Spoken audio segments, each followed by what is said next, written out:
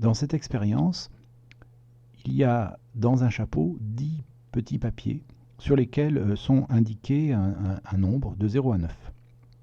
On ne peut pas voir les nombres avant de les sortir du chapeau. Donc on tire au hasard un nombre, un papier, et on va regarder ce que l'on obtient.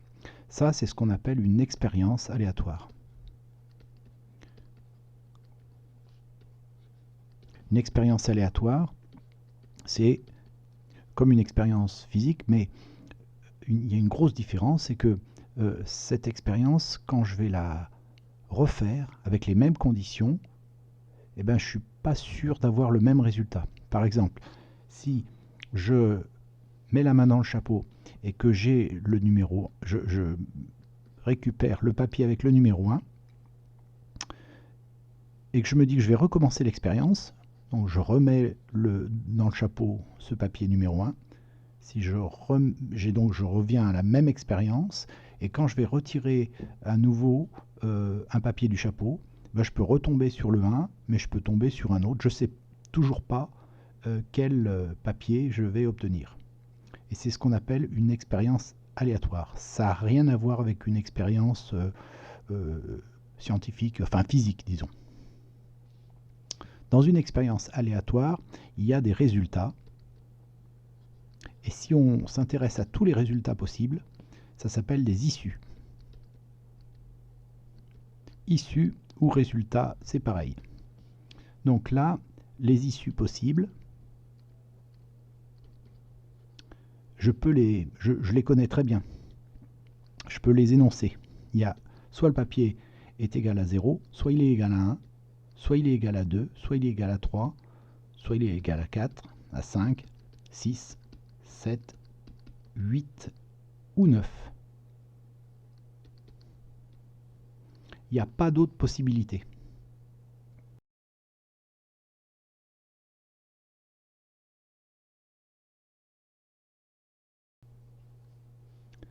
À partir d'une expérience aléatoire, on peut imaginer un événement.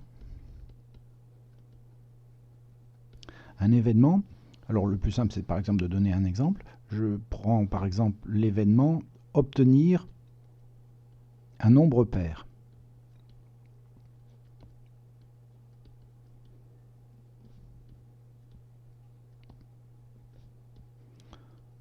Donc l'expérience, elle n'a pas changé, mais je vais voir combien il y a de possibilités, c'est-à-dire combien il y a d'issues possibles pour obtenir un nombre pair quand je vais pratiquer cette expérience en prenant un papier dans ce chapeau.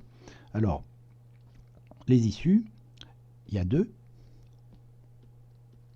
il y a 4, il y a 6, 8, et c'est tout. Il y a donc 4 issues possibles.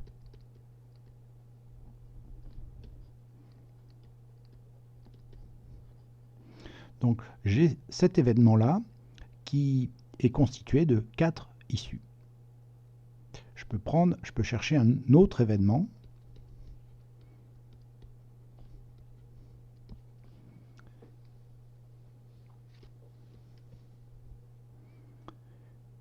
Qui serait par exemple obtenir le nombre 5. Ben, ici, il y a une seule issue. Un seul résultat. C'est d'avoir le nombre 5. Alors, j'ai bien 2 événements, mais celui-ci, où il n'y a qu'une seule issue, on va dire que c'est un événement élémentaire. Parce qu'il n'a qu'une seule issue. Et du coup, l'autre, eh ben on dira que c'est un événement qui est non élémentaire.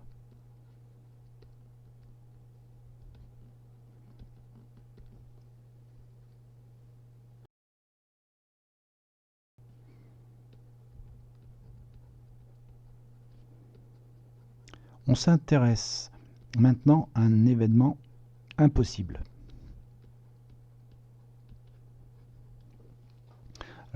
Un événement impossible, c'est un événement qui n'aura aucune issue.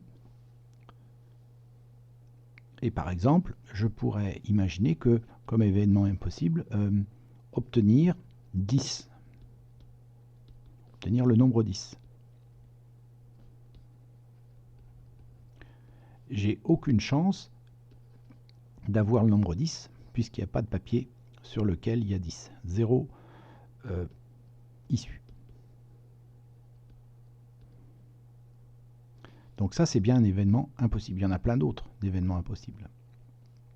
Je pourrais maintenant avoir le contraire d'un événement, on pourrait dire un événement certain.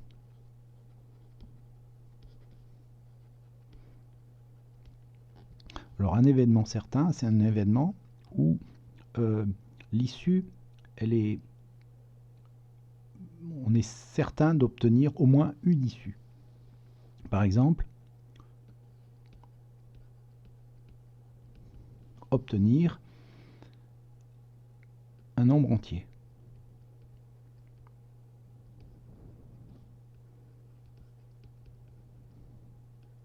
Là, je suis sûr que, quelle que soit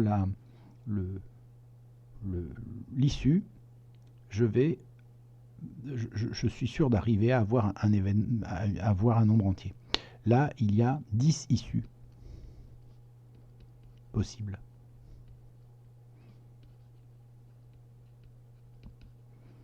Les 10 issues possibles, c'est le 1, le 2, le 3, le 4, le 5, le 6, le 7, le 8, le 9 et le 10. Enfin, ça s'arrête au 9.